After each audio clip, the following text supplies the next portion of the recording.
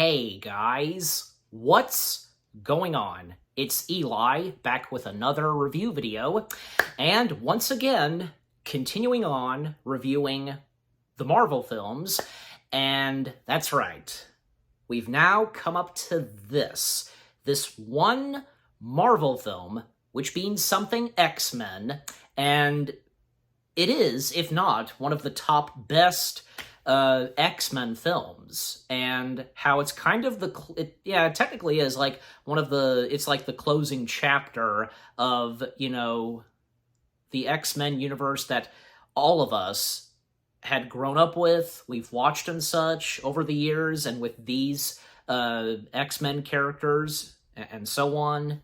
Yeah, that's right, guys. From 2017, Logan. Yes, Logan. Like I said, like this being the closing chapter, especially for Wolverine. And I'm not doing this alone, because back with me and reviewing another one of these Marvel films, and in this case being an X-Men film, one of my good friends, Anchorman. Anchorman, it's good to have you for this one. Hello there, and thank you for having me. Yes. So right before we get into what our first thoughts are on the film, because, yeah, again, this being the closing chapter of Wolverine being played by the one and only Hugh Jackman, because it was announced that Logan was to be Hugh Jackman's final film where he portrays Wolverine.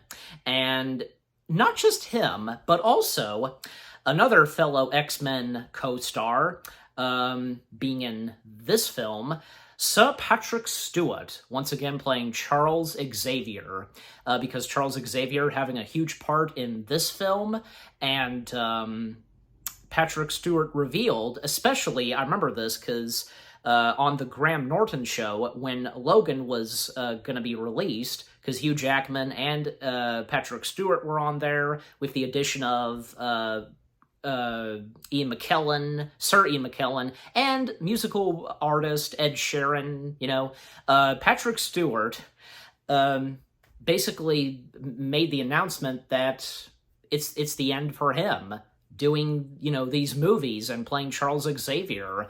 And especially because, Patrick Stewart stated that, because, this movie being so good and how it ended, and, Patrick Stewart saying that if this is truly the end, there is no more purpose of, goodbye, adios and such, and what they had done, and thus it was the end for him. Or so he said, and same goes for Hugh Jackman, because what would come next for the two of them? Yeah, so okay, so we'll start with you, Anchorman, because now we come up to the first things we have to say on Logan. So we'll start with you. What are the first things you have to say about Logan? I feel like it's a very deep and more dark version of a Wolverine movie, and I think Hugh Jackman really kills it in this, I guess, final performance as Wolverine at the time. Yes, you are right. I don't mean to cut you off. Like I said, at the time, this being his final performance as Wolverine. So yeah, and I like the Western theme with it. It's a very mysterious, I guess, world and whatever this takes place in, and that's what I really like about this movie. And it's very gritty. It doesn't hold back. No. It just goes full nuts with the language, the blood, the gore, and it's just what Wolverine probably needed. Exactly. I mean, this is something that we needed to see with the character of Wolverine. So, and we did get it. And by the way, because the time and setting of this, in case you forgot, Anchorman, it takes place in 2029. But anyways, so for me, my first thoughts on Logan, well, it is a fantastic film. It really is. Again, like I said, if not one of the top best X-Men films, and probably the best movie centering on Wolverine. And a quick recap, because on the first two movies of Wolverine, what did you think of those, Anchorman? I think X-Men Origins Wolverine was, I don't know, I rewatched it recently, and I didn't think it was very good. It was kind of a silly movie, and the way they did Deadpool was, I did not like that. The Wolverine, I think it's underrated. Yeah. And I do like the different themes they explore. With Wolverine going to Japan was nice. Mm-hmm. So, yeah, that's my thoughts on the other Wolverine movies. Yeah, I would agree. I would agree how you feel. Like, I think I'm kind of on the same level as you are on how I feel on the first two, which, of course, I did review the first two Wolverine films, if you want to go check that out. Yes. And about X-Men Origins Wolverine, it could have been a heck of a lot better. And because how hard was it to do a movie centering on Wolverine? Well, somehow, that movie turned out to be a huge bad luck. And not to mention, it killed the chance on there being a new series of X-Men films with, the title X-Men Origins. But and thankfully, a couple of years later, and when Fox would once again try to, bring the X-Men franchise back up on its feet with First Class, which that did really well, 2 years later after that, we got The Wolverine, which that did a heck of a lot better. And yeah, you're right, Anchorman, because it is underrated as of now. But, at least it didn't turn out to be a disappointment. It was a pretty good, decent Wolverine film, and with some pretty good action. And yeah, like taking place in Japan and being directed by James Mangold, and which, by the way, James Mangold would also direct Logan. And James Mangold, he's a really good director, because before he did those two Wolverine films, well, most notably, he did Walk the Line, the Johnny Cash biopic, and then years later, he would do the fifth and final Indiana Jones film. Yes. Yep, so again, for me, Logan, it's really good, and with how this movie is done, and, because the drama and the violence and gore in this, and just this movie giving you that feeling of what, like, the world is like, and because, with the condition of Charles Xavier and stuff, if you get my point, so... Mm-hmm. Yeah. But anyways, so as always, read the description / the story. In the near future, a weary Logan cares for an ailing Professor X at a remote outpost on the Mexican border. His plan to hide from the outside world gets upended when he meets a young mutant who is very much like him. Logan must now protect the girl and battle the dark forces that want to capture her. So, with that out of the way, because the movie itself, because I think for some people, because not what they would expect, like, in the previous X-Men films, because, this being rated R, and yeah, because, especially for this getting an R rating, especially because of the violence and the gore, so... of course, a lot of cursing, like, most notably F-bombs. I mean, that's one word that is very fitting for Logan, aka Wolverine. Even, like, some of the previous X-Men films, how they did use one use of the F-bomb, because... I've said this before, because some PG-13 films, they can get away with just having one F-bomb, so... Guardians of the Galaxy got away with it. What's that now? Guardians of the Galaxy 3 got away with that. That is true. That is very, very true. So yeah, like, the start of this movie, because, we see Logan, who is a weary mutant, and he's basically like, what is that? Like, he's a, limo driver? Yeah, limo driver. Yes, he's a limo driver. Yeah, and basically, with him being a limo driver, that's because he's making money to pay for Charles Xavier's medication, because by this point, Charles Xavier is screwed up in the head and such, and I'm pretty sure I read this, and if you know this too, Anchorman, because Charles Xavier was the cause of killing, I guess, most of the mutants because of his seizure, I want to say. Yeah. Yeah. And most of the entire mutant race is wiped out on the planet of Earth, with, very few mutants left. Logan, of course, being one of them, and Charles Xavier. So again, Logan making money, and the opening to that, because a couple of hijackers or whatever, just basically a bunch of, pardon my French, a bunch of assholes trying to, I guess, damage one of the tires, and Logan, because he's just weary and such, and he's been drinking a lot, he's telling them that it's not a good idea, and they shoot him. He goes down, but of course he gets up, and the more they just punch him and such, well, he really gets pissed off, and big mistake, of course, so he just unleashes his claws on them, and that's where we get the violence and such. Like, this time, instead of, in the previous X-Men films, him just going for their chests or whatever, because, a lot of, say, going for the head, and I guess the face, the arms, and a lot of blood and such to it, I tell you, because... And yeah, about the violence and such in this, what did we think on that? Starting with you, Anchorman. I think it's quite brutal to watch. I didn't expect it when I originally saw it in the movie. We see people getting their heads chopped off or getting stabbed straight in the face. It's like Wolverine going all nuts with his claws, and it's like the movie's trying to have fun with it, basically. Yeah, I'd say so. Absolutely. Because,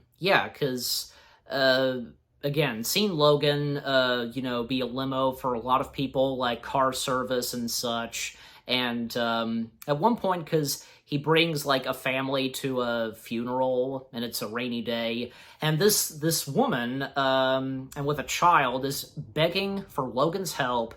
Logan just doesn't want any of it and such, and, thinking that she's crazy and such, and how we get a little peek at this girl and such, and, of course, being a very important part of this film, until we find out a little bit later on.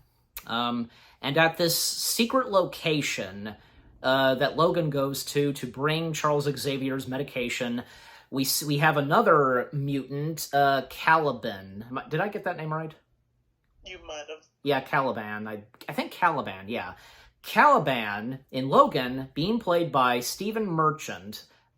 I didn't fully realize this. Caliban actually was in another X-Men film, which being the previous one before this. He did make an appearance, a younger version of him, in Apocalypse. Do you remember he made an appearance in that?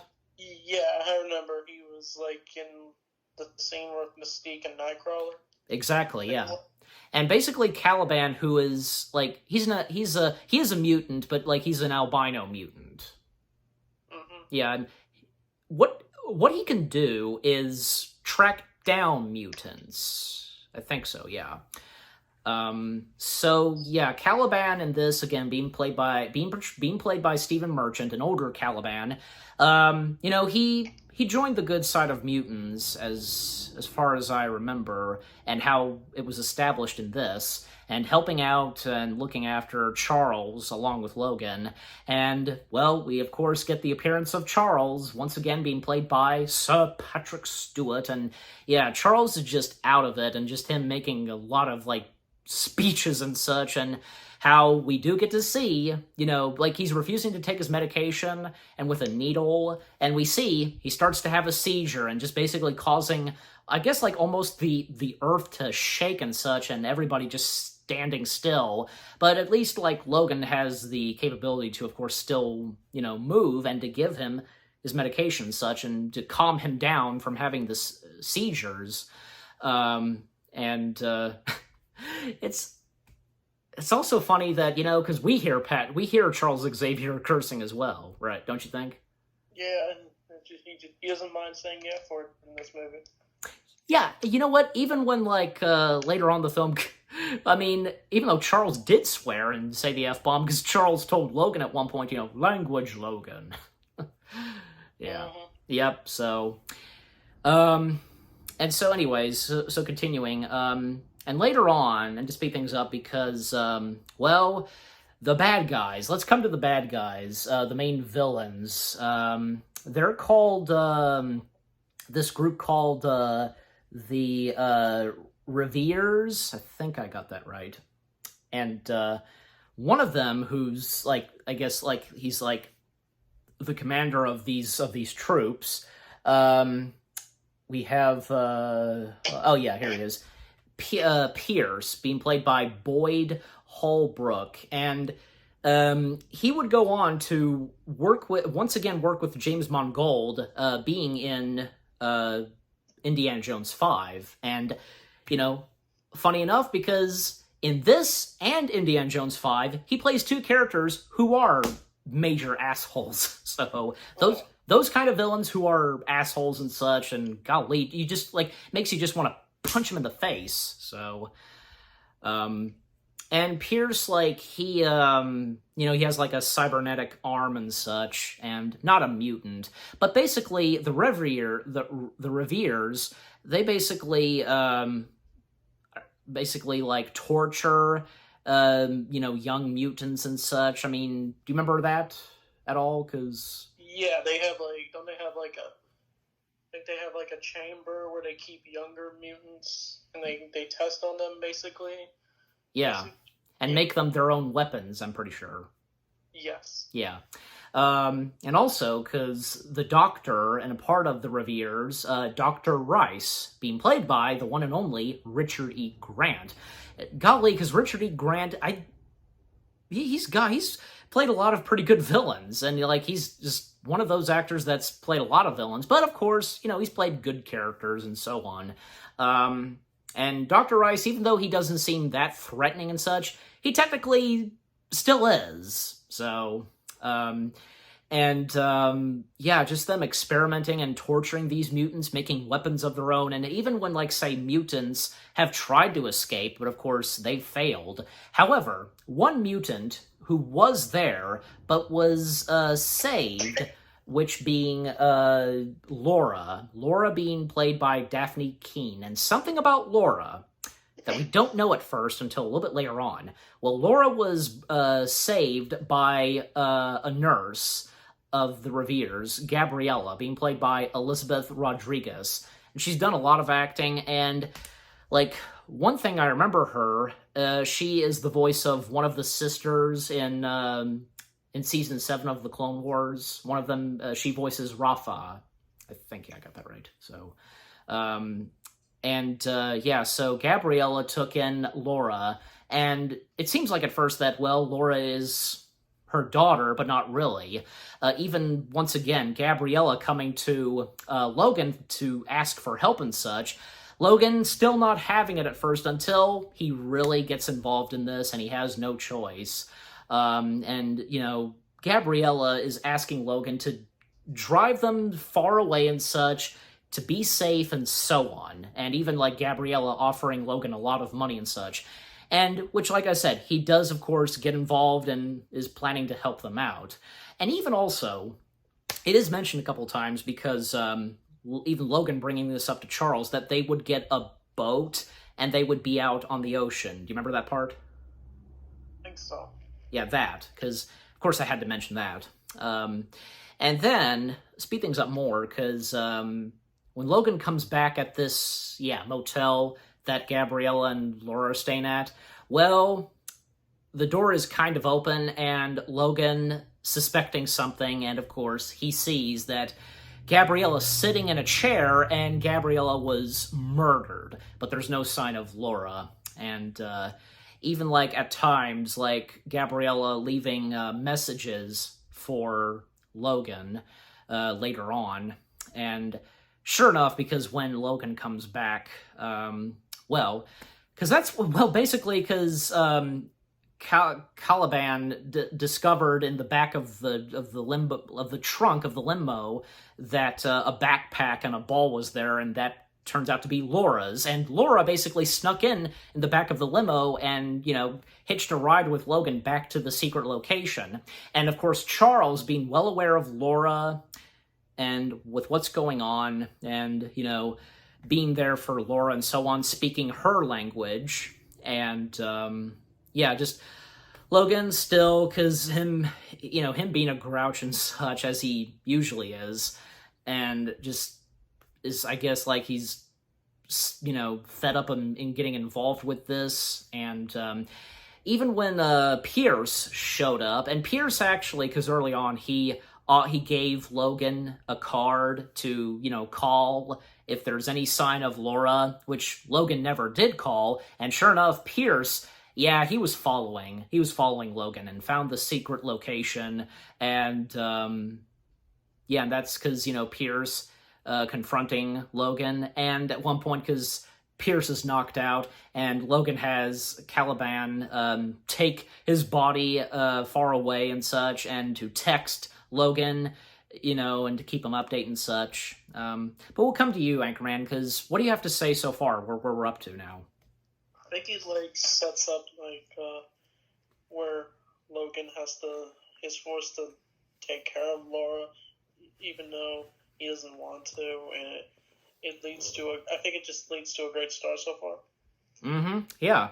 And throughout most of this film, because Laura, she never speaks a word.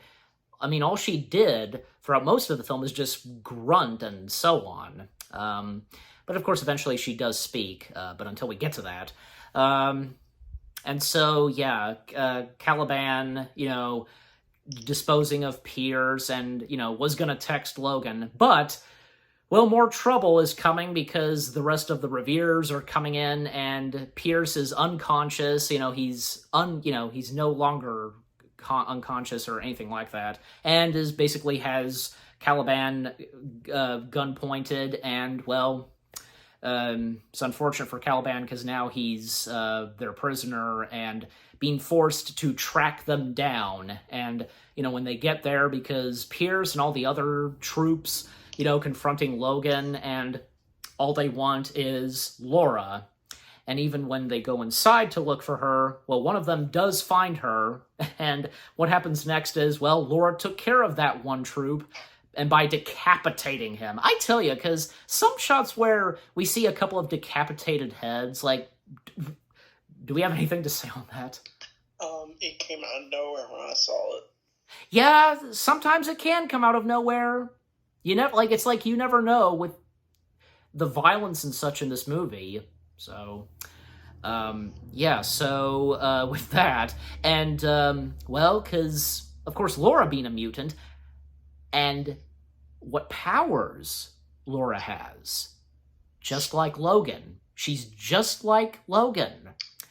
The only difference is, well, she only has 2 claws coming out of her knuckles, and surprisingly, she has a foot claw. Yeah, do we have anything to say on that?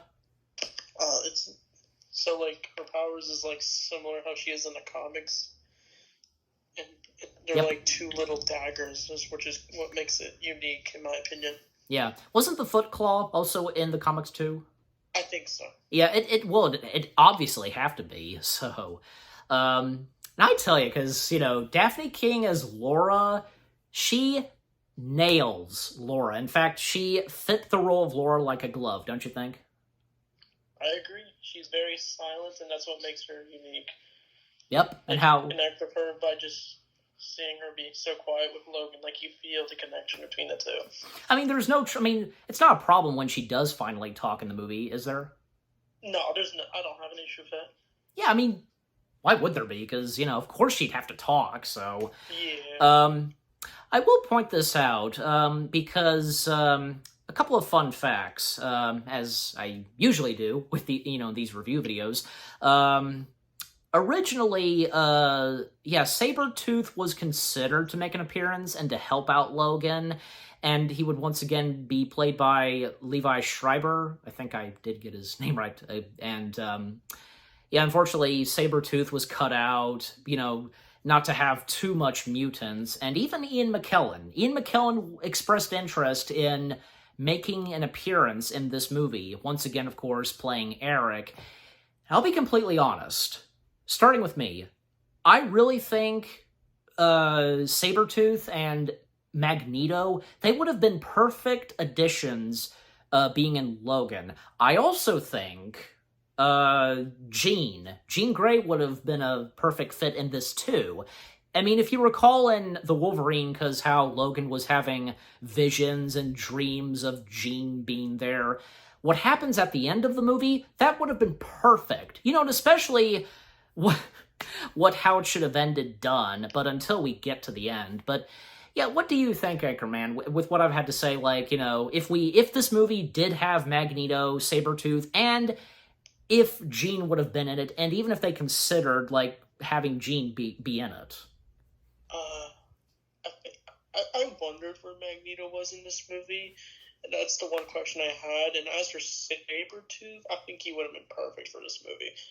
And as for Jean Grey, I'm not sure, since it's hard to establish when this takes place, if it does take place in the timeline, since this might honestly be an alternate timeline.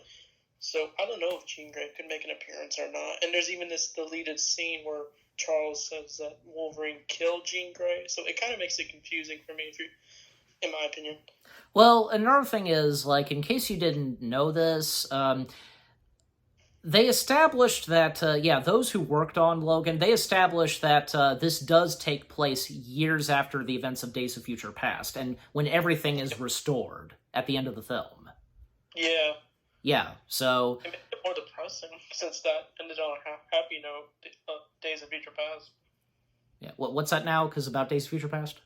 He ended on a happy note, but then we know years later it's all the mutants are gone. Exactly. That's so that is sad, because Days of Future... It must be part of the original timeline, then. I think you're about right, because it would be in the main timeline and such, where it began in 2000 with the first X-Men film, and from there on, you know, up to Days of Future Past and Logan. So, but I'm just saying, because, like, you did see you have watched How It Should Have Ended, have you? And have you seen the one with Logan? Yes, I've seen it. It's been a while, but I remember it. So you know where I was going, right? And because I mentioned Jean Grey. Yeah, I know what you're talking about. See, yeah, because I can see that could have worked because of what happens at the end of the film itself, Logan. But again, when we get to that, so, you know. But like I said, yeah. And you know what? I agree with you too, Anchorman, because the movie doesn't establish what the heck happened to Eric. Besides, like, Eric / Magneto, he's a very powerful mutant. You think that maybe he would survive throughout most of this, and, you know, he could have been there and helped out Charles, but again, just him not being in the movie, it's a bit of a shame, you know, and especially because Ian McKellen, he expressed interest in being in it, so. And, you know, Sabretooth, because how he can survive the same way as his brother, Wolverine, but anyways. So, then, like, there's a bit of hell unleashed where, you know, they're fighting off against the troops of the Reveres, and, well, because they get out of there, they get in the limo, Logan, Charles, and Laura, they try to escape, eventually they do, and even almost, like, crossing over train tracks and almost getting hit by a train, and thus they proceed on trying to get away and stay far from the Reveres, and of course the Reveres on their tail, so yeah. And then, like, what happens next as well, because, you know, they come to, like, a gas station, and it's pretty funny, because Laura just not cooperating, you know, like, she's on, like, a kiddie horse ride, and then, like, going into the gas station store, just, like, grabbing a tube of Pringles, just eating them, and getting a drink, and the cashier telling her that, you know, you're gonna have to pay for that and such, where are your parents and so on, going for some shades, and, you know, the guy stopping her, and, yeah, he has no idea who he's dealing with, and, well, Laura just, you know, twirling him and putting him down to the ground. Logan's coming in, you know, stopping everything, and he asked the cashier, you know, do you sell phone chargers? Pointing them out, they grab it, and a couple of snacks, whatever, and, well, without paying them, they proceed on. What do you think on that sequence? We'll come to you. they are shoplifters. Yeah, but I guess kind of not. Not like they do it intentionally. So, I mean, they gotta survive somehow. they what? They have to survive somehow. Yep, exactly. And speaking of which, here's something else, because I think there's a bit of a similarity to this. Now, you know Honest Trailers, don't you, Anchorman? I think, yeah, I do. And you've seen the one with Logan? I don't really watch their channel, but I know the premise of what they do. Okay. Well, because when they get to the starring and such, and then they say something funny, and that it kind of goes with the movie and such, don't you think that Logan and The Last of Us have some similarities? Yeah. See, because, yeah, that's what Honest Trailers did. So, by naming Logan the Last of Us. So, yeah, so they're... Yeah, I mean, because, like, this movie and The Last of Us video games, and, of course, the show, everything The Last of Us, there are some similarities, and, you know, they share a lot in common, so... but anyways, so continuing on, then they, well, and actually, because one sequence where, Caliban being, questioned and, well, being tortured by, priests and the Reveres. And here's the thing. Caliban, he is sensitive / allergic to the sunlight. Beware of the light, as they say. And by basically having the sun hit him and torturing him and just getting him to cooperate and to help them and such, forcing him to help them, which of course he does, and, you know, again, tracking Logan, Laura, and Charles. And up to when we see, they come to this, hotel. There's like a little casino in there, and basically they're gonna get a fresh new car, because yeah, the limo has been through so much, and they get fresh pair of clothes, and their time spending at that hotel, like a one part where, because they're watching an old Western, and Charles had seen this Western when he was the same age as Laura. And also, Logan discovers in Laura's backpack that Laura's been having a couple of X-Men comics. It is pretty funny, because Logan complaining about the comic books of the X-Men. Like, do you have anything to say on that? I really like that scene, because like it's like showing that she likes reading the comic books too, because I like reading the X-Men comics too myself, and it just feels so relatable to watch, and seeing Logan not like it just shows that he hates how he's portrayed in media, basically. Exactly, yeah. And it makes you wonder how all the other mutants felt of that, too. And this is kind of similar to the first Hellboy film, where Hellboy, he hated the comics and how he was portrayed. The one thing he did not like was that they didn't get his eyes right. Yeah. Yep. And speaking of Hellboy, the composer of Hellboy also composed the music and score for Logan. Oh, wow. Yep. That's nice. Yeah. Because, you know, sometimes you can feel, similarities to, movies that composers score to, like... For me, not much on, say, the composer for who did Hellboy and Logan. What about you? Are you asking like what I think of the composing? Like, if you got the same like feel of music that the composer did for Hellboy and Logan. I got more of a Western vibe when I hear the music in Logan. As for Hellboy, I get more of like a mythology, kind of supernatural theme when I hear Hellboy. Yeah, you know what? Yeah, because even composers, how they do music in specific ways for each movies, like say John Williams, Danny Elfman, the list goes on. So, anyways, so Logan getting a new car, and even at times having Charles take his medication, like taking pills and such, and I think that does help calm things down for him and not to the risk of having any seizures and so on. Yeah, and I think because there was something that he noticed in the back of the limo. I think it was another pill that it was another one of those pills that he forgot to give to Charles or something. And again, Logan trying to get a new car, and it would take 1 hour for this new car that he's getting to have like fresh new tires, and he goes to a bar, and he does look at the comics. And there is a mention, and what Gabriella told Logan in those video messages about Eden. And Eden being in North Dakota, it's very important, and it has to do something with the mutants. But Logan, he doesn't believe in that. He thinks it's bullcrap. But Charles telling Logan later on about Eden and where Laura is wanting to go and where she needs to go, to this place called Eden. So eventually Logan does get a new car, and when he arrives, well, the Reveres are already there. However, if things couldn't get worse, Charles once again is having another seizure. And man, that scene where, because like Logan is struggling to get back into that hotel room, and already a couple of the Revere troops are there. They're about to, kill them.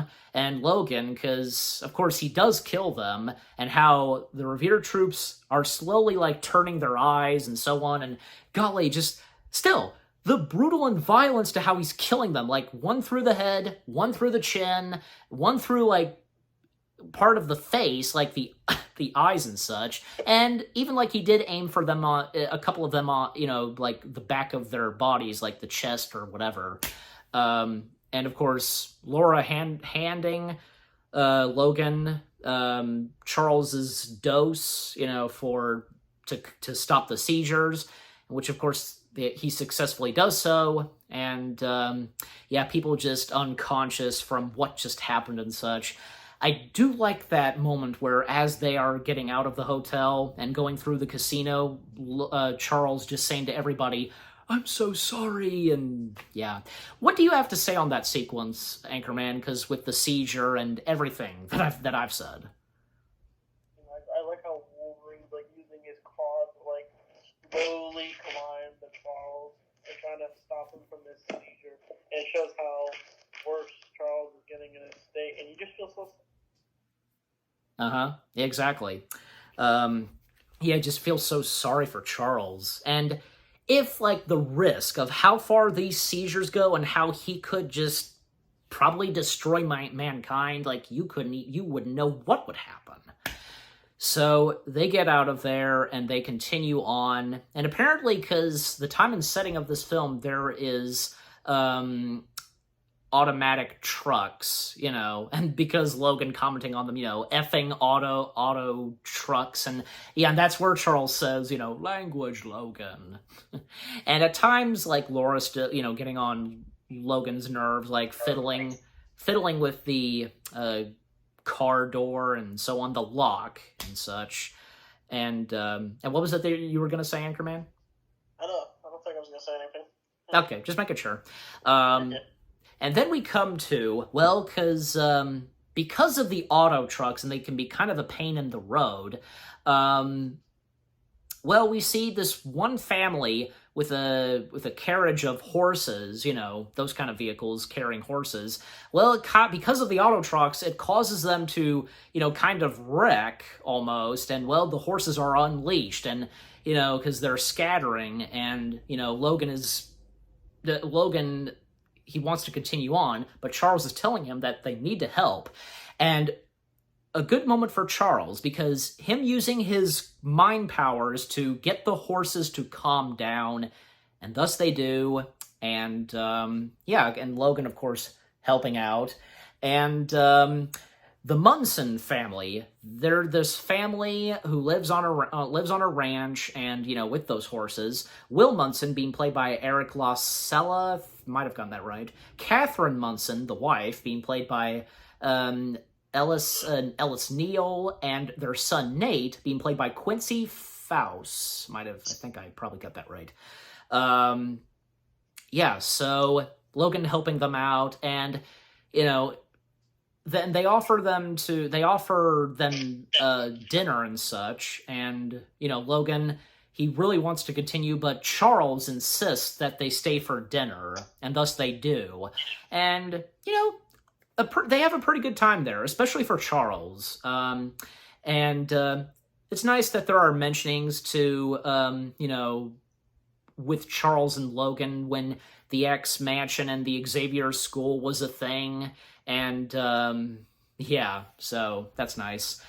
And, and after dinner, because Logan wants to continue and get to another hotel, and I think, Will Munson tells them that the nearest hotel is, I think, 2 hours away, and, it's getting late, and Charles insists that they should stay for the night, and so does the Munson family, and thus they do. And do you have anything to say on the Munson family, Anchorman? So, I feel like it's nice that they get along with the family. It's nice that they can finally relax for a bit and not everything seems so sad at first once they meet this family. But I don't know, things take a turn once they're ambushed by the bad guys in this movie. And you just feel sorry for this family. Yeah, that's so true. Also, a little mention on the deleted scenes. I can remember two, and more fun facts and such. Two deleted scenes that I remember so well, because when they were on the road, and I think this was right before they met the Munson family, and with the horses, there was a policewoman that pulled them over because driving too fast, and Logan pretending to be Laura's, dad, and Charles pretending to be Logan's dad, and, that makes Charles pretending to be Laura's grandfather. Do you remember that deleted scene? I think so. It's nice that they're acting like there's this happy family. One's the grandfather, one's the father, and one's the daughter. It's like a family within a family. Yep. And how at the dinner sequence with the Munsons, more mentionings of, the past events of the X-Men films, and a mention of Jean Grey, because, Jean Grey being mentioned, and Charles telling the Munson family that, Logan killed Jean. Do you remember that? Do you remember that too? Yeah, this was talking about earlier. If Jean Grey was in this movie. Yeah.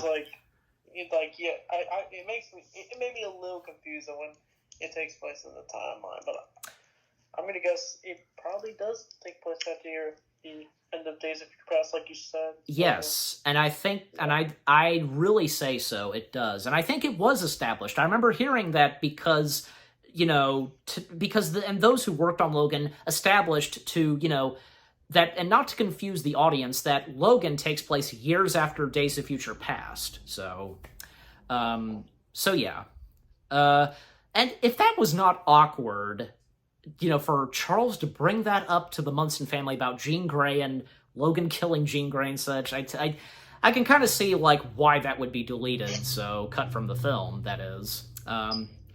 And Munson has to do something, that has to do with the family and the house, and do you remember what that's all about? No. Don't they, break into the house, and then, we get a reveal of, because there's these group of jerks, one wearing a cowboy hat that just, confronting Will Munson, in this cornfield, Oh, yeah. I see what you're saying. It was where him and Logan go onto the cornfield or something, and they're confronted by these guys. Yeah, and that they're trespassing and such. Yeah. And Logan confronting them and helping out Will Munson, breaking one of their guns and just beating one of them, pardon my French, beating one of the shit out of them, just kind of like a punch, and just telling them to go and such, and thus they do. But that's not the last time we see them. And so, yeah, because, and even Will Munson asking, if he's been working out, and Logan mentioning sometimes.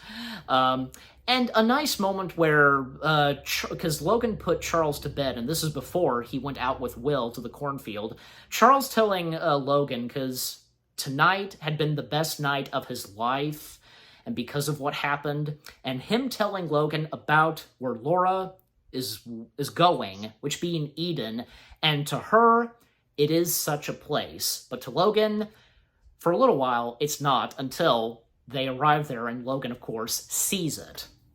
So, and then, well, because you think that Logan is back, and Charles telling Logan not to wake Laura up, and Charles giving a nice, like, talk to supposedly Logan, but we see, well, Logan is wearing a completely different shirt. It's, like, black and such, and his head is shaved. Is this Logan? Well, there's no way that it could be.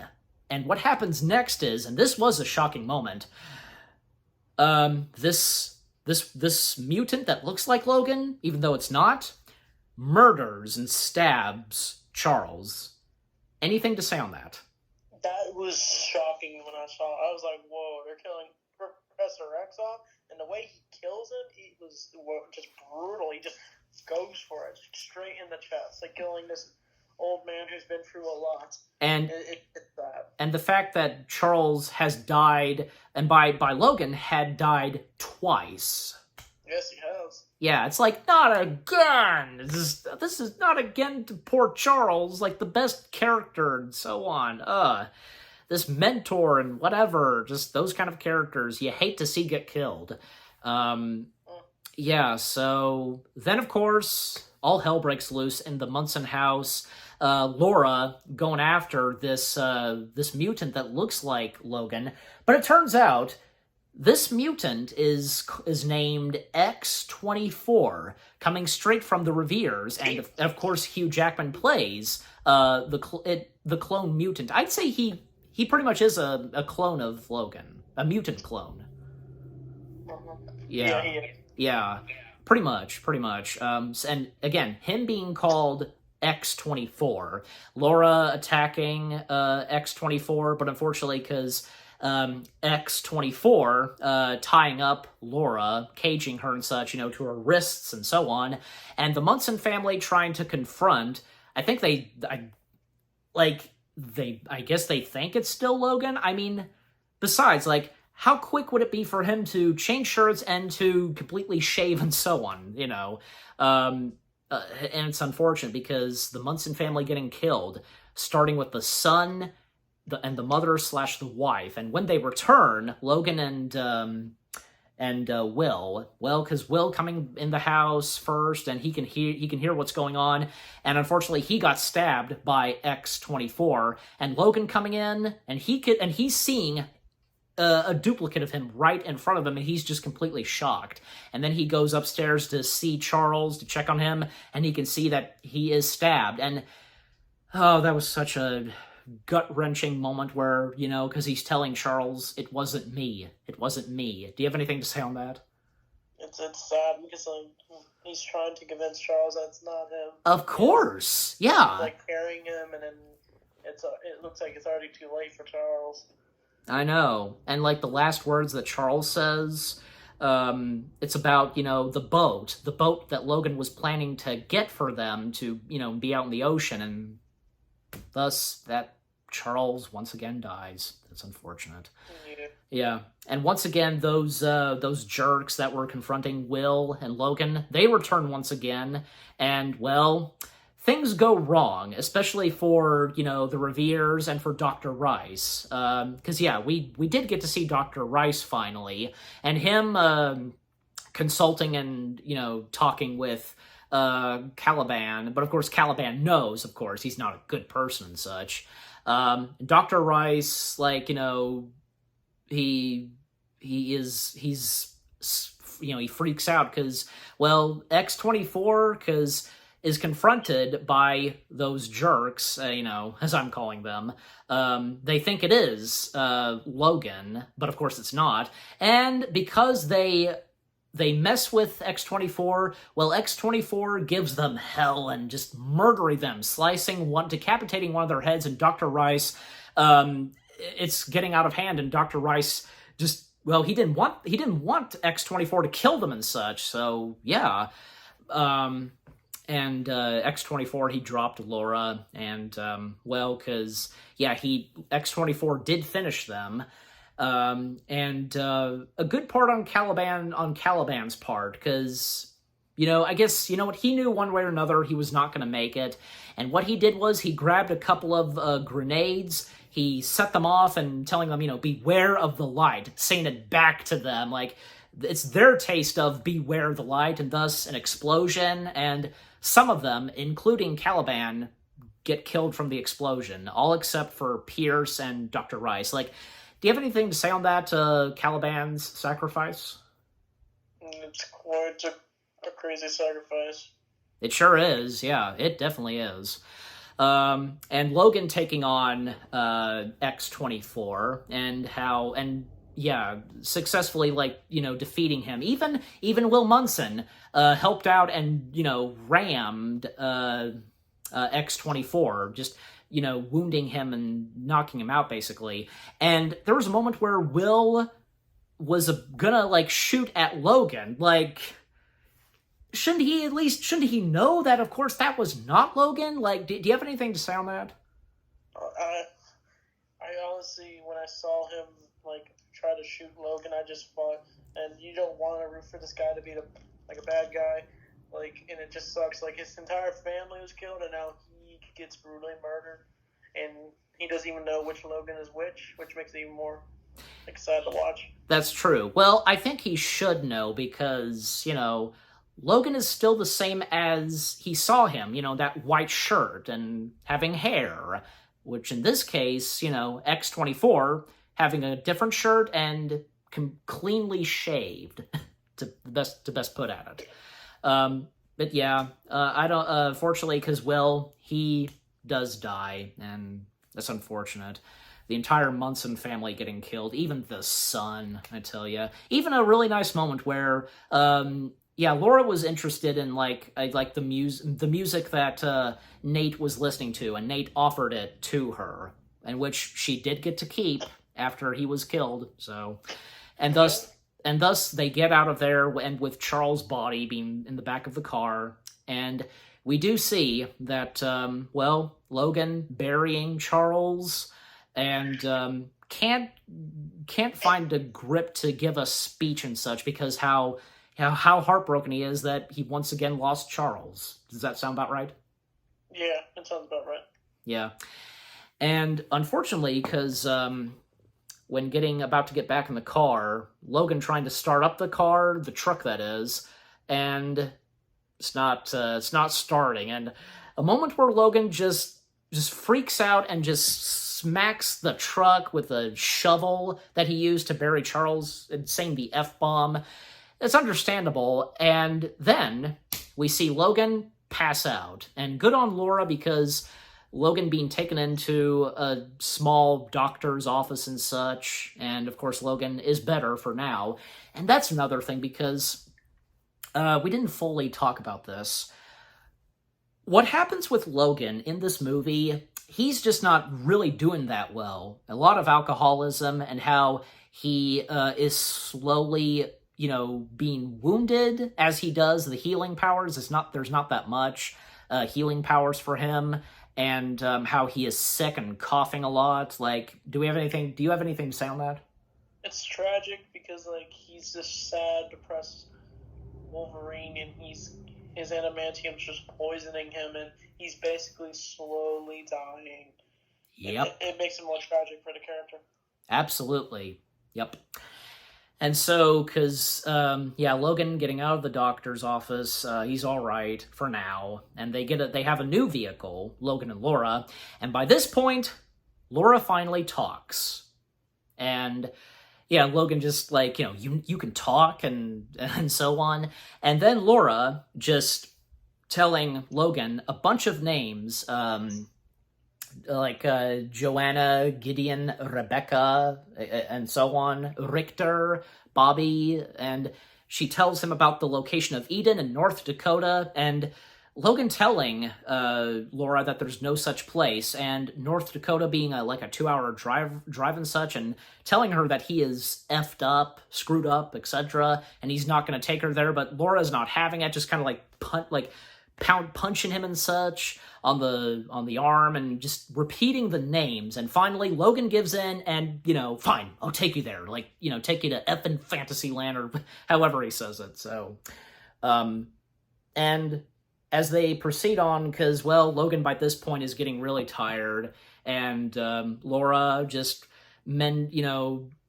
consulting with Logan, and telling him that, she wants to drive and telling him to rest. And, at one point, because she has him pull over and, she tells him to rest, which he does so. And then what happens next is, well, Laura making her way to this location where her fellow young mutants are at Eden.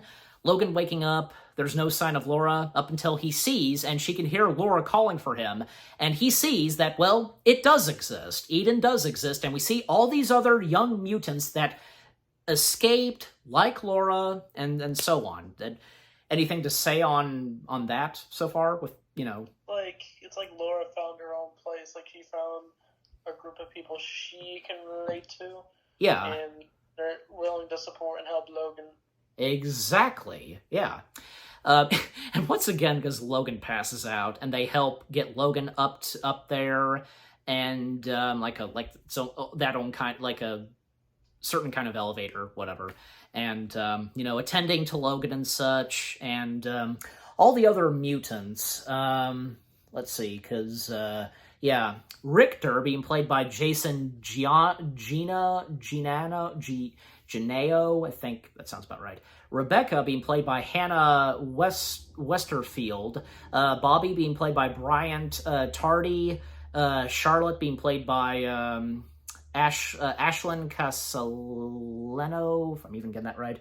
Delilah being played by Allison Fernandez. And there's also a Lizard Boy. Actually, because, I recognize one of them, Allison Fernandez, because she, after this, she would go on to be in the final season of Once Upon a Time as Henry's daughter. Did you ever see Once Upon a Time, Anchorman? I think I may have seen it a long time ago, but not much to say. Okay. Well, I just, I thought I'd mention it, so, Yeah, cool. Yeah, because that's what I remember her from, so. Oh, nice. Yep. And again, there's a Lizard Boy being played by Parker Levin. I think that sounds about right. And some of them, like, one of them has powers to control nature, the trees, and so on. The other, I guess, like, force powers or whatever. Like, I guess, pushing someone to the ground or whatever, I do remember very well Delilah. Delilah's powers, she has the capability of, well, she has freezing powers. Hey, just like Iceman has. So Bobby. And so the secret location that they're at, Eden and in North Dakota, and with what goes on, like there's one moment where Logan, apparently he slept for 2 days. 2 days. And before he woke up, because all the young mutants, they played a joke on Logan, because they kind of like trimmed his beard and such. Do you remember that part? Yeah, I remember that part. Yeah.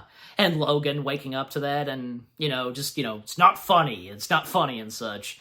And by this point, Logan, he's just about had enough, and telling Laura that he brought her here, and that's it. That's all he was asked to do. But, and with Laura talking with Charles Xavier before Charles was killed, and, telling Logan, like, he should know who he is, and Logan just not wanting to hear any of it, like, you don't know who I am, and so on. And, Laura feeling that, because this is how Logan wants to be. And Yeah, and what happens next is, well, because they all leave. They all leave, and with Logan still there, and when he wakes up, he can tell and see that they all left.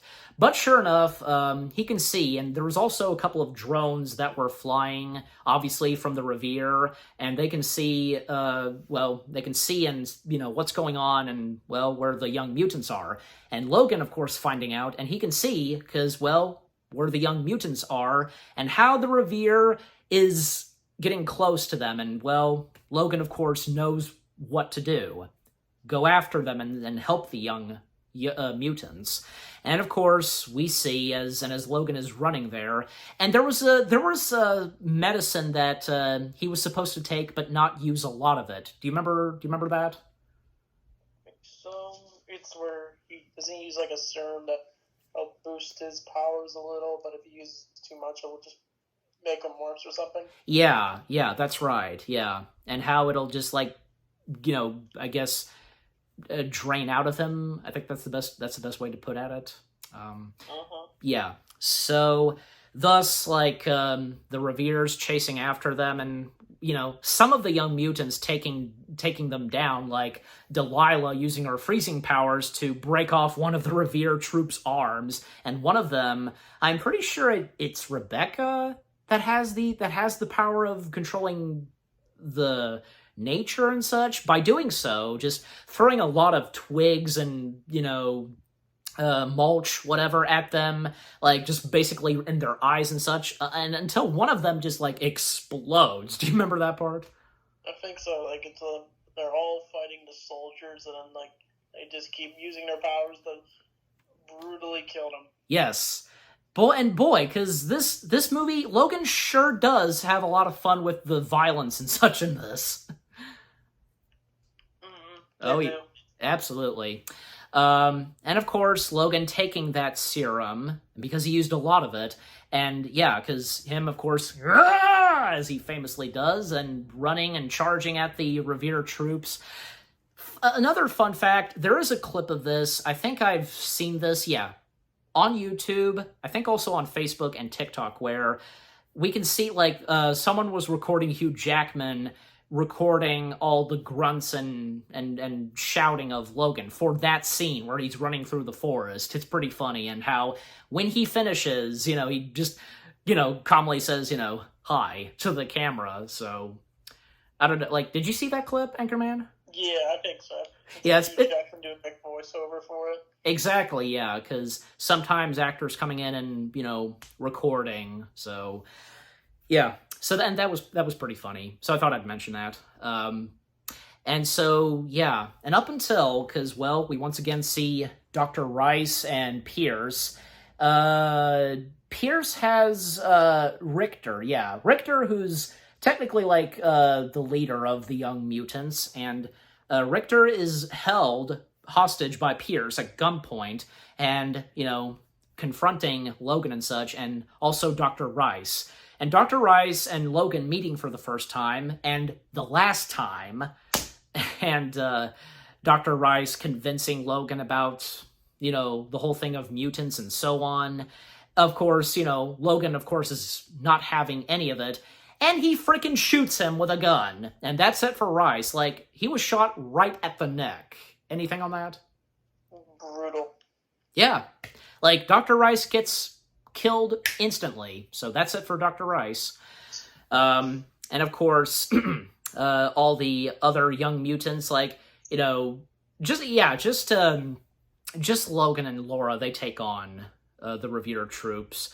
And Pierce unleashing X-24 once again. X-24 is unleashed. And then, because another fight between X-24 and Logan. I gotta tell you, because, with less CGI in this, it's done pretty well. Especially, how, they did the shots of, of the two characters that that Hugh Jackman played. Don't you think? Yeah. They're very similar. It's like Wolverine's fighting his evil twin or something. Yes, and I was saying because how the visual effects were done for that. Yeah, they look very nice. You could just tell they look all bloodied up. Absolutely, yeah, and just putting two Hugh Jackmans on screen, so Yeah. at the same time. And as for Pierce, well, he meets his demise by the Young Mutants. They take care of Pierce instantly. They just basically slowly murder him by pinning him to the ground, having grass surround him, and just they're unleashing. All the Young Mutants are unleashing all their powers on him. Pierce is done for. What'd you think on that? It's like it's been leading up to this. Like he's this big jerk, and Yep. now he gets defeated by a group of kid mutants. Yeah, and he got what he deserved. So. Yep. So, and it's not over yet because, yeah, with all the Revere troops being defeated and Pierce, all that's left is X-24. Logan is losing, trying to take on X-24. And because Laura did notice that Logan had used up all the serum. And, well, X-24 taking on and just basically, pardon my French again, kicking Logan's ass literally and wounding him severely and up until stabbing him right through like a stick from a tree. And sure enough, Laura, well, because her taking on X-24, and she finally defeats X-24 by putting like a special bullet, like in a gun, and shooting directly at X-24's head. And X-24 is done for. And then, like, a very sad moment, and of course it's finally coming, where Laura, going up to Logan, her father. And, well, it's the end for Logan. And Logan encouraging his daughter, do not be the weapon that they made her up to be, and so on, and and encouraging her, of course, and the Young Mutants to keep running and to get away from, the Revere and such. And as Logan is about to die, that's when his last lines, "So this is what it feels like," and he dies. So what do you have to say on that, Anchorman, Logan's death? It was like, it's brutal the way he got killed by that tree, by X-24, but like it kind of became peaceful for Logan. Like he can finally rest now. He can finally. It's kind of like Iron Man's death or something. But like the way Logan dies, his last words being this. So this is what it feels like. It's just it's like a perfect line. Like this is like the perfect way to send off Wolverine, in my opinion. Well said, well said. And not to mention, I heard that with Tony Stark / Iron Man's death in Endgame, I think this came from Kevin Feige. He said that Logan's death had inspiration with Tony Stark / Iron Man's death. Yeah. Yeah, which is totally obvious. It's totally obvious when you look at those two sad deaths. Yeah, so again, Logan, he dies peacefully. And like I said, about Jean Grey and how it should have ended did with Logan. And how like Jean Grey showing up. Now, imagine if Logan did that, but obviously not in the way what Hizzy did. You know what I mean? Yes. Yeah. It's just like, say, what the Wolverine did when Jean Grey was popping up at times in Logan's visions and dreams. Like, see, that would have been nice to see if they did that and if they considered doing that in Logan. But of course they didn't. And, it's okay, of course. But still, like, you have those moments where you think of this and so on, and, they could have done this. So, And then the final sequence where, well, because they buried Logan, and Laura giving a speech, and, well, because they have to keep moving and to still run. And for Laura, well, the last thing she does, I mean, of course, once again, they buried him and they made a cross out of sticks. But what Laura did, she changed it. She tilted, and she basically have it be an X. So that's nice to see, because, the X-Men symbol and so on. Like, what do you think on that? It's a nice tribute to the X-Men. Yep, absolutely. And thus, well, Laura and all the young mutants, they proceed on, and boom, that's how the movie ends, and we get a Johnny Cash song when the man comes around. A very fitting song, a very fitting song. And by the way, the fact that this is, well, no, because there were plenty of other X-Men films where they did not have end credit scenes. I've seen, I'm sure you've seen those, Anchorman, videos of audiences' reactions to movies. Yeah, I think I've seen some clips of them. Yeah, well, there was one of Logan, and according to who it was that, recorded the audio of audiences' reactions to Logan, saying that, the guy was about to leave, but he realized that everybody was staying. Well, because the audience thought that there was going to be an end credit scene, but there wasn't. So, yeah. People have gotten so, most of us gotten so used to end credit scenes, So, anyways. And one more thing, because about what Hizzy did with Deadpool. Boy, how they predicted it. Deadpool resurrecting Logan. Actually, it wasn't just Hizzy that did that. Others did something like that too, and some that had to do with Deadpool. Do you know what I'm talking about? Yeah, I know what you're talking about. Boy, how some of them, especially Hizzy, how they predicted it. It's unbelievable. But, yeah. Logan. What a great Marvel film this is, an X-Men film altogether. It's fantastic. It's one of the best. One of the top best X-Men films and, well, one of the best Marvel comic films, etc. The story is fantastic, and with the characters, and at the time, this being Hugh Jackman and Sir Patrick Stewart's their final performances as their characters, bringing in Laura for the first time, and with the funny and emotional moments, the action, the violence and the gore, the music, everything about Logan was fantastic. So those are my final thoughts to say. What are yours, Anchorman? Logan's a really great movie. It fixes, I guess, the complaints people have with the other Wolverine movies, but yeah, this is a good letter for Wolverine. It's a nice send off to his character, and I like the Western vibe of this movie. It's a dark movie, but it's warranted for the kind of themes they explore with this movie, and I think this is easily one of the best Marvel movies for sure. Absolutely, yeah, you agree too. So. And how we rate it. We'll start with you, Anchorman. How do you rate Logan?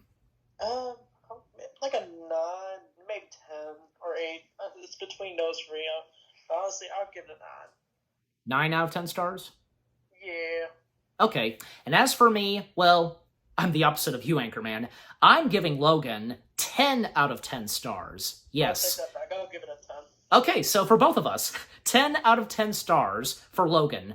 Both me and Anchorman, both of us, giving Logan 10 out of 10 stars. Again, Logan is a fantastic X-Men film, and one more thing I want to mention. Hugh Jackman said it best himself on Graham Norton. He wanted people to see this movie for those who had never seen a comic book movie, an X-Men film, and what they did for Logan, make it something where no one has seen a comic book movie. So, yeah, and you know what? They did a pretty good job. So, yeah. And there was something funny, because, one more thing to mention about, on the Graham Norton show. Graham Norton asked Hugh Jackman, if he would be, how he would feel, if someone else were to play Wolverine, and Hugh Jackman, his comment was, he thinks that when he wakes up, he thinks it'll be fine, but, if he one day wakes up and he sees that Daniel Day-Lewis wins an Oscar for Wolverine, then he'll have something to say, so... Yeah, that's pretty funny. So, anyways, again, 10 out of 10 stars for both me and Anchorman for Logan. Logan, a fantastic Marvel/X-Men film altogether. And what about you guys? What do you think of Logan itself? Did any of you get to see this in theaters? Or did you cry and such? And because knowing that at the time, this being the last time we would see Hugh Jackman and Sir Patrick Stewart as their respective roles, and how did you feel on the violence and gore, and with some new faces coming in, like most notably Laura? Were you getting into what was going on? Were you shocked at what happened in the movie? Everything that we've had to say, and what did you think of me and Anchorman's review of Logan? Leave comments and give this review video a like as always. And so, with all that being said, thank you very much for watching. We hope you guys enjoyed our review of Logan. More review videos are on the way. They're going to be awesome. Keep looking forward, and we'll see you guys in the next video/review. Any last words, Anchorman? Farewell. Yep, and once again, it was good to have you for this, and Thank you. until the next review video and reviewing another Marvel film. Yeah, of course. Yep, and for me, take care, and peace out. X-Men Unite.